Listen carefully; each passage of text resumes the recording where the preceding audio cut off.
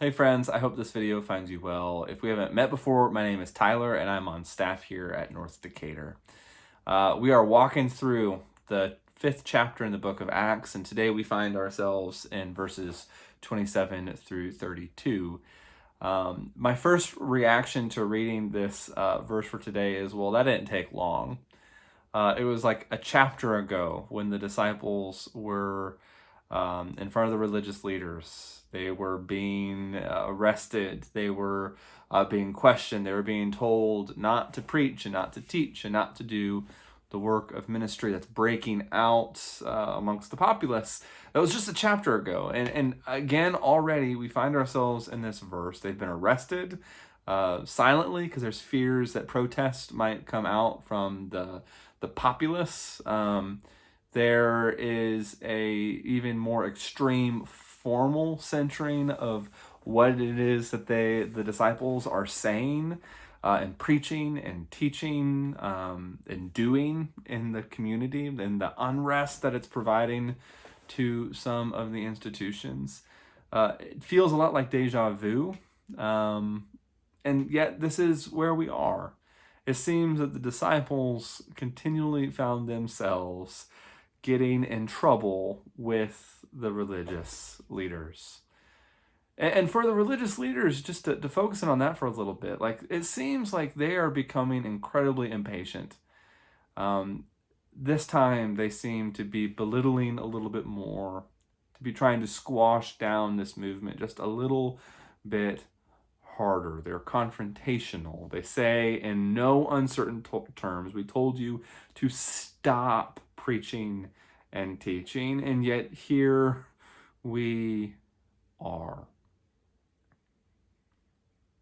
John Wesley, who's the founder of Methodism, wrote a little commentary on that verse where the religious leaders are pushing against what the disciples are doing. And John Wesley says these words, which I just want to kind of lift up for a second. See the poor cunning of the enemies of the gospel.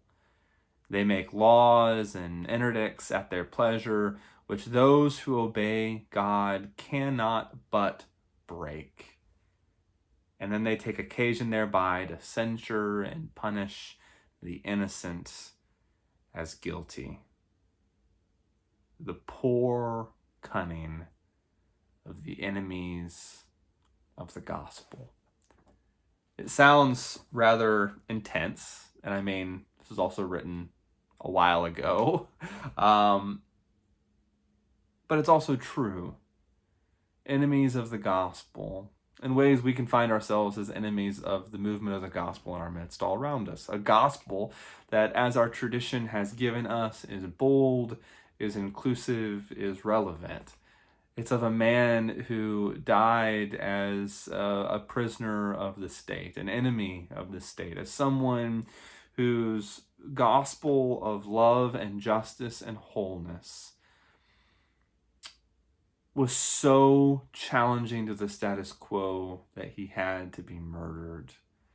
It's a tradition of people where power and access to the divine is within the populace, not within the highest peaks of some sort of institution, which is wrapped in its own privilege, but that it is equally accessible and present in all. It is a gospel that cares deeply about justice, about the dismantling of our ego and systems of privilege in our midst, and about challenging us on really critical questions like, how do we care for our neighbor? That is the tradition that we've been handed. That's the gospel we've been handed. As I was taught long ago, our bold, inclusive, and relevant gospel. And so the question that I have for all of us today, just reflect on today, is how does your and our understanding of the gospel influence or tell us how to participate in social justice, such as the active dismantling of racism, both within ourselves, within our communities and with our society at large? How does our understanding of the gospel inform social justice? If this is something that you're like, oh, this is exactly how my understanding of the gospel influences what we need to be doing in the world, and my question is, how have you been participating in that in the last week? If it brings a lot of silence in your mind when you're trying to connect together the gospel with social justice, specifically dismantling of racism, then I would especially challenge you to reflect on this for this week. It is so easy for us, when left unchecked because of our humanness and the ways we've been conditioned, to prop up and to continue systems that hurt our neighbor. And so may we intentionally walk into this bold thing that's unbreaking in our midst, a thing that is not apolitical, but the thing that cares deeply for our neighbor and for the kingdom of God breaking out in our midst. I hope you're well. I look forward to talking with each of you soon.